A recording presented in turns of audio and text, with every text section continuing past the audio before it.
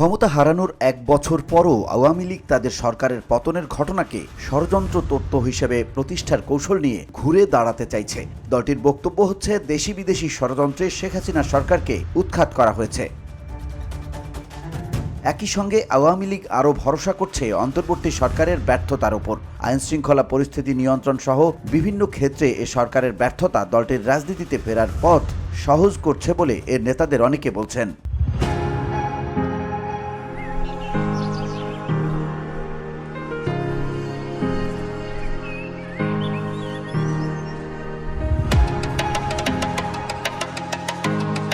তবে জুলাই আগস্টের আন্দোলনে দমননীতি চালানো ও হত্যাকাণ্ডের ঘটনা নিয়ে আওয়ামী লীগের অনুশোচনা প্রকাশের কোনো ইঙ্গিত এখনও নেই। এ নিয়ে রাজনীতিতে সমালোচনা রয়েছে। রাজনৈতিক বিশ্লেষকরা বলছেন, 15.5 বছরের দীর্ঘ শাসনামলে আওয়ামী লীগ ক্ষমতার অহংকারে রাজনীতি বিচ্ছিন্ন হয়ে প্রতিপক্ষ রাজনৈতিক দলগুলো এবং এমনকি সাধারণ মানুষকেও খেপিয়ে তুলেছিল। দলটি একা হয়ে পড়েছিল।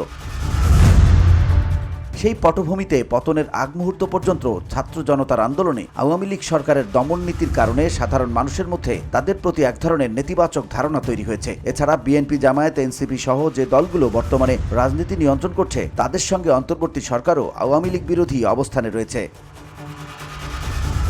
দেশের ভেতরে থাকা নেতাকর্মীরাও এক বছরে আত্মগোপন থেকে বেরিয়ে আসতে পারেননি। রাজনীতির মাঠে থেকে দলকে সংগঠিত করতে কোনো নেতা এখনও সাহস দেখাতে পারেননি। প্রশ্ন হচ্ছে, চরম প্রতিকূল পরিস্থিতিতে ভুল স্বীকার বা কোনো অনুশোচনা না করে ষড়যন্ত্র তত্ত্ব বা অন্তর্বর্তী সরকারের ব্যর্থতার উপর ভরসা করে দলটির পক্ষে সহসাই ঘুরে দাঁড়ানো কি সম্ভব?